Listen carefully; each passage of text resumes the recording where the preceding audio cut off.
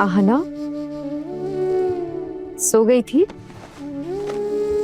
नहीं दीदी, आप लोग आइए ना प्लीज, बैठे। हम बैठ जाएंगे, पहले तुम बैठो बैठो बैठो। देखो आना, तुमने सुबह से कुछ नहीं खाया ना, इसलिए हम तुम्हारे लिए खाना लेकर आए हैं। मुझे बिल्कुल भी भूख नहीं है दीदी, मेरा पेट और मन दोनों भर चुका है। आहना, आहना हम लोग समझ सकते हैं, इतना कुछ सुनने के बाद खाने का मूड होगा भी कैसे। आहना, मेरा एक कहा मानेगी, कल फिर से घर छोड़ के जाने वाली बात मत करना। माँ से माफी मांग ले, कहना मैं दोबारा से ऐसी गलती नहीं करूंगी। माँ एक बार माफ कर देगी ना तो सब ठीक हो जाएगा। नहीं दीदी, एक बार अगर मैंने कुछ कह दिया है तो मैं अपनी बात से मुकर नहीं सकती हूँ। लो बताओ, ये तो एकदम मामी माँ जैसी बातें कर रही है। वो भी तो बिल्कुल शेम टू शेम ही बोलती है। मैंने जुबान दे दी तो मैं बिल्कुल नहीं मुकरूंगी। वैसे आना तो छोटी सी तो है ये, और देख तुमसे गलती तो हुई है ना, तुम एक बार झुक जाओगी तो क्या बिगड़ जाएगा। एक बात कहूँ मेज दीदी, मुझे भले ही सबके सामने यूं कहना पड़ा कि गलती मेरी थी, लेकिन मेरा मन जानता है कि मैंने कोई गलत काम नहीं किया है। बस बस अब चुप हो जाओ। अब किस बात का डर है दीदी, कल तो मैं ये घर छोड़कर जा ही रही हूँ ना। आप लोग ये सब कुछ छोड़िए, आप लोग प्लीज अपने अपने कमरे में जाइए। अगर आप लोग को ऐसे खाना लाते हुए किसी ने देख लिया ना मेरे लिए, तो बेवजह आप लोगों को परेशानी हो जाएगी। इस चाहिए, आज रात हम लोग सो नहीं पाएंगे, हम लोग को नींद नहीं आएगी। तुझसे दिल लगा बैठे है ना, तो चली जाएगी तो हम लोग को अच्छा नहीं लगेगा ना। आदत हो जाएगी दीदी। वैसे आना, अर्जुन भैया के साथ तेरी सुहागरात भी नहीं हुई अभी तक। वैसे इसकी लाइफ ना एकदम फिल्मी हो गई है, कभी कभी रो देती है, कभी हंस देती है, एकदम फिल्मी जैसा लग रहा है ना, है ना? चाहे ना दीदी, मेरे बाद जो लड़की इस घर की छोटी बहू बनकर आएगी उसके लिए तो अच्छा ही है। हाँ ना, ये सब बातें मत कर, ऐसा कुछ नहीं होगा। देवर जी तुझसे बहुत प्यार करते हैं, ऐसे ही हार मानने वालों में से नहीं है वो। आज नहीं तो कल देखना, कोई ना कोई रास्ता जरूर निकाल लेंगे। अच्छा हाँ, देख देवर जी के ना अभी हाथ बंधे हुए। माँ ने वो घर छोड़ने वाली बात जो कर दी, बेचारे कुछ नहीं कह पाए। उन्होंने तो कुछ ठीक से खाया भी नहीं है आज। वो तो माँ की वजह से दीदी, माँ नहीं खाएंगी तो वो कैसे खा सकते। अरे आना, सिर्फ माँ की वजह से नहीं, तो बस उन्हें गलत मत समझना। हाँ, मैं अब सही और गलत समझ के करूंगी भी क्या।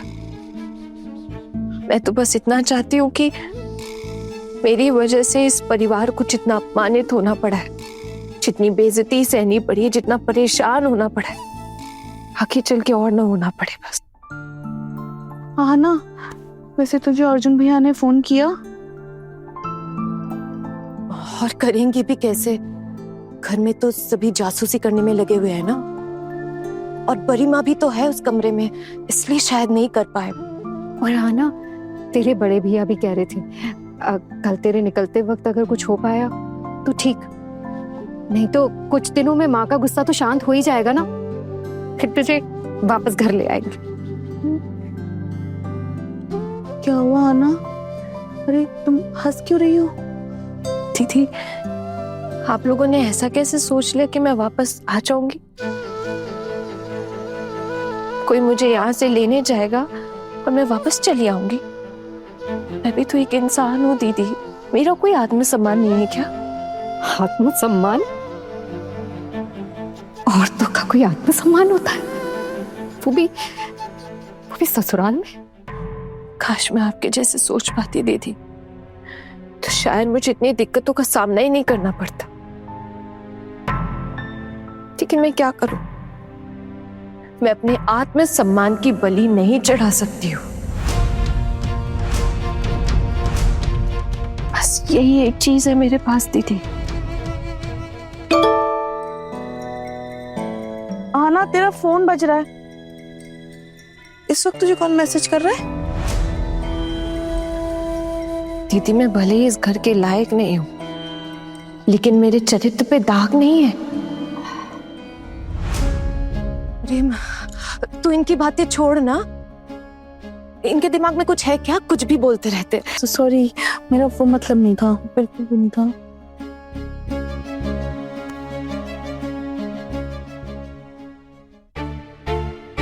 आप लोगों के देवर जी ही मैसेज कर रहे हैं।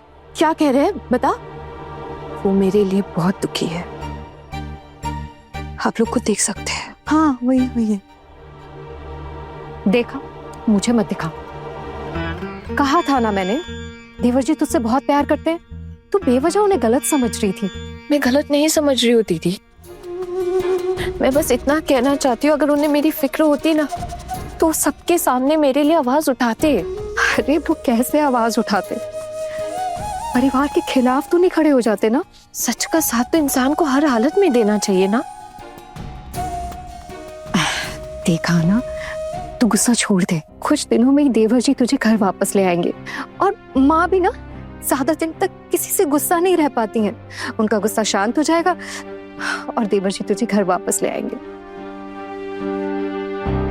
फिर ना सब ठीक हो जाएगा, है ना? हाँ। फिर से हंसने लग गई ना?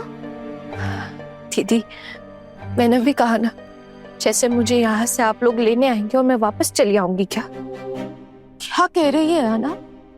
तो सच में वापस नहीं आएगी क्या?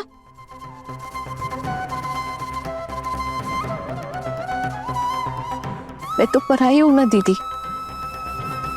ये घर मेरा अपना थोड़े है कि मुझे आना ही पड़ेगा। वैसे भी अच्छा ही हुआ, मेरी माँ को मेरी शादी करवानी थी, उनकी इच्छा भी पूरी हो गई। अब वापस जाकर माँ को ना वहां से लेकर चली जाऊंगी। ठीक है, एग्जाम दूंगी और नौकरी ढूंढने की कोशिश करूंगी। पूरी कोशिश करूंगी कि अपने पाँव पे खड़ी हो पाऊं। तुक्का तुक्का बहुत सादे प्लान बना के रखे हैं तूने तो। इतना प्लान बना के बैठी है? प्लान तो करना पड़ेगा ना दीदी। कल से मुझे और मेरी माँ को सड़कों पर भटकना पड़ेगा। जिंदगी जीने के लिए प्लान तो करना ही पड़ेगा ना। आना, ये सब बातें मत सोच, ऐसा कुछ नहीं होगा। मैंने कहा ना सब ठीक हो जाएगा। मैं सच में नहीं चाहती कि अब कुछ भी दोबारा से ठीक हो जाए। मैं अपने आत्मसम्मान की बलि चढ़ाकर जी नहीं पाऊंगी। मैं इस घर में कभी भी एडजस्ट नहीं कर पाऊंगी। और ये बात माँ भी समझ चुकी है कि मैं उनके काबू में नहीं आने वाली। अच्छा ठीक है, ये सब बातें छोड़। देख खाना ठंडा हो रहा है, थोड़ा सा खा ले। आजा आजा, थोड़ा सा। दीदी मुझे माफ कर दीजिएगा प्लीज, लेकिन मुझे बिल्कुल भी भूख नहीं है, सच में। प्लीज। ऐसे कैसे भूख नहीं है? सबसे छुपते छुपाते तेरे लिए खाना लेकर आए हैं और तू खाएगी भी नहीं। ऐसे थोड़ी होता है। चल थोड़ा सा खा ले, थोड़ा सा। दीदी जिस दिन आप सबके सामने से बिना किसी उलझन के मेरे लिए खाना लेकर आएंगी ना, उस दिन जरूर खाऊंगी मैं, पक्का। ऐसे छुप छुप के खाना खाने में ना मुझे बहुत घिन आती है। मुझे माफ कर दीजिएगा दीदी। मैं जानती हूँ आप लोग खुद बहुत बेबस हैं, आप लोग खुद बहुत कुछ सह रहे हैं, लेकिन मैं नहीं झुक सकती हूँ। मेरे लिए मेरा आत्मसम्मान ही सब कुछ है।